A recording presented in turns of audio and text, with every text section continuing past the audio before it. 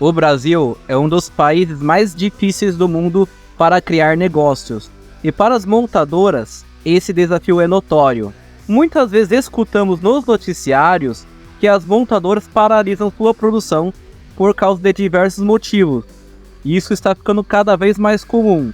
Por que será que isso acontece? Como que uma indústria que sempre tem incentivos do governo pode passar por tantas dificuldades? O Brasil é um dos maiores mercados automotivos do mundo. Porém, ao longo dos anos, as montadoras anunciam sair do Brasil ou fechamento de fábricas no país.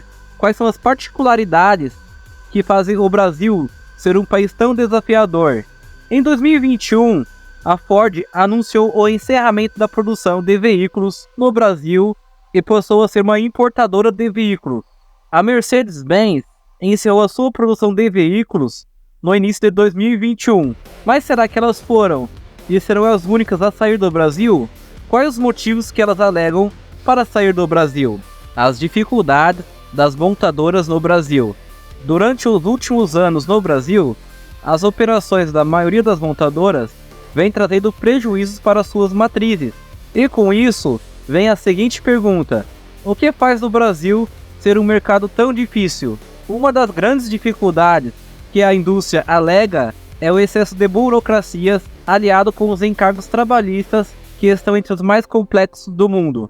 De acordo com dados de 2017, uma pesquisa realizada pelo Senado brasileiro, o Brasil detém 98% das ações trabalhistas de todo o mundo, praticamente um recordista mundial. Essas não são as únicas dificuldades.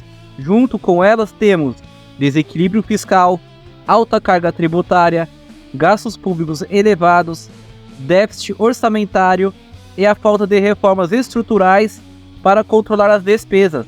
Todos esses problemas geram incertezas sobre a sustentabilidade das contas públicas e a credibilidade da nossa moeda. Isso afeta negativamente as empresas e os investidores, dificultando o crescimento da indústria no Brasil. Outro desafio primordial na economia brasileira é a baixa produtividade, que está estagnada desde a década de 80 e aparentemente não há nenhum índice que a produtividade vai melhorar, fazendo com que aumente as incertezas e receios entre investidores e empresas multinacionais, que podem optar por outros países que podem ser mais baratos e ter maiores produtividades.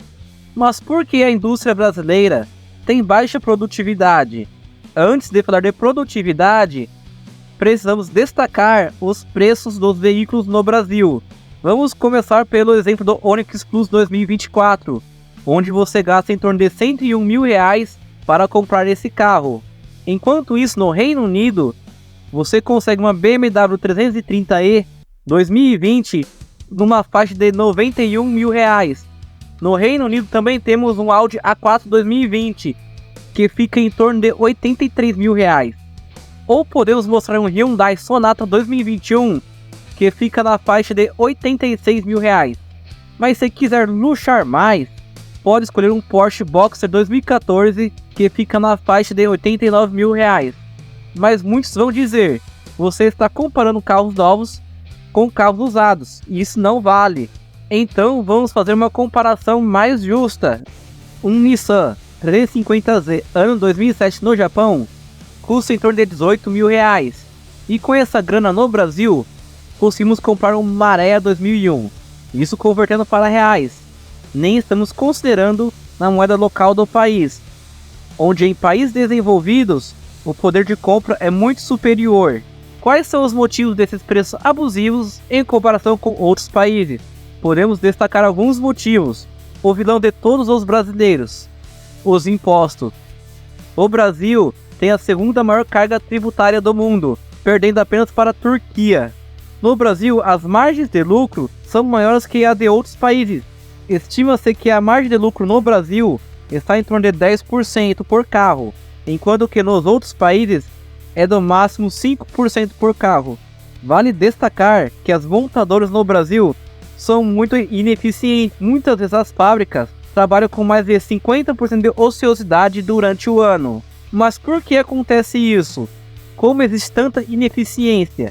Isso é o resultado de 70 anos de política industrial visando proteger a indústria nacional automobilística. A estratégia de produção da indústria automobilística resultou em duas coisas: ineficiência de escala e falta de competição. Mas como que aconteceu isso? Uma marca, para vender no Brasil, precisa ter sua estrutura produtiva aqui no Brasil. Isso é o que protecionismo significa. Você mantém a estrutura produtiva no local e atrai empregos e agrega valor no país, ao invés de gerar empregos em outros países e mandar dinheiro para fora. Aparentemente é uma excelente ideia, mas não é assim que as coisas funcionam. Para mostrar como funciona o protecionismo, vamos mostrar como foi o programa Inovar Alto.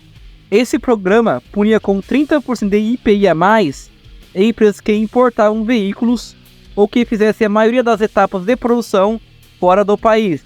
O resultado disso foi que para você ter um carro com um preço relativamente bom, você tinha que produzir no Brasil e comprar peças produzidas no Brasil, mesmo que isso fosse mais caro.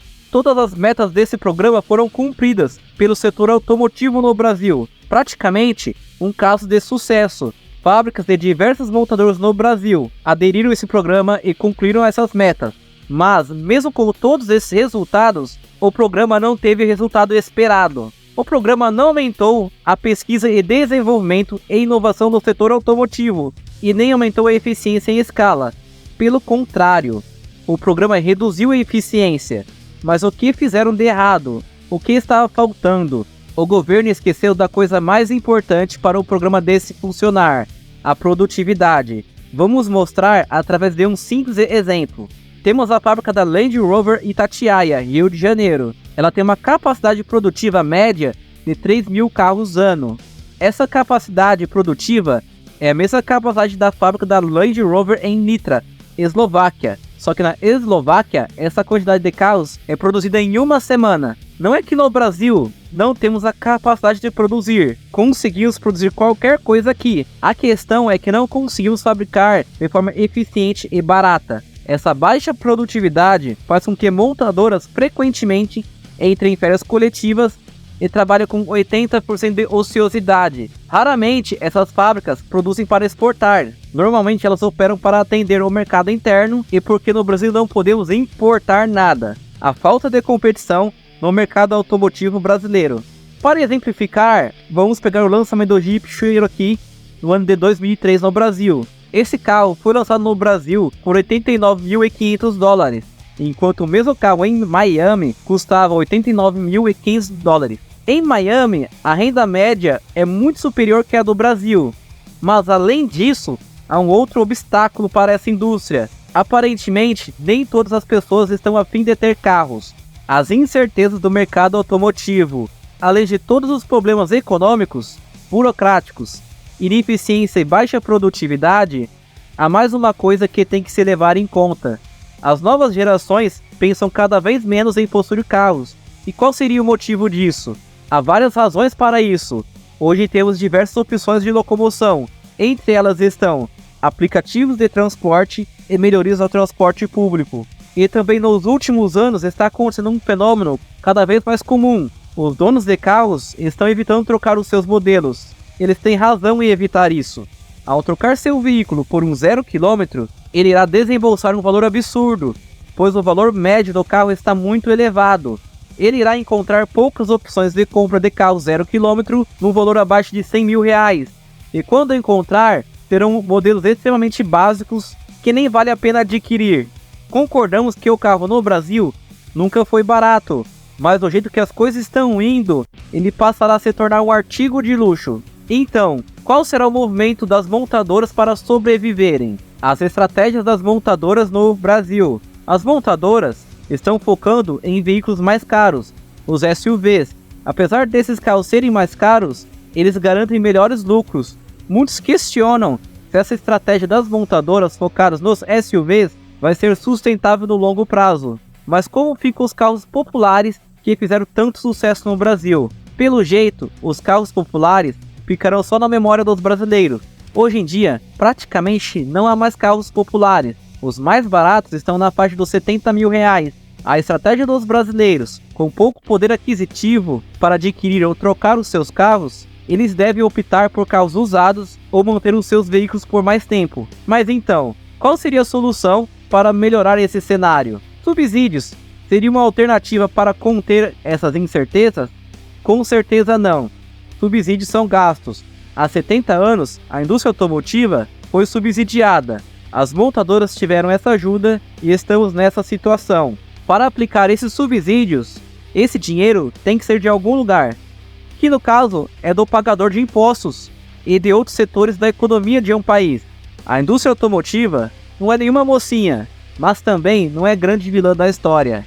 O principal vilão da história é o governo. A culpa principal é deles. Não se esqueça que o governo não é uma entidade superior. São pessoas que estão lá. São políticos e seus amigos que comandam o país. Então, qual seria a solução para o mercado automotivo brasileiro? E para finalizar, vamos exemplificar o motivo de estarmos assim em uma simples citação de Hayek. Os piores sempre chegam ao poder. E parece que no Brasil, isso está em um nível mais elevado. Aqui é o Sr. John. E essa é a minha opinião.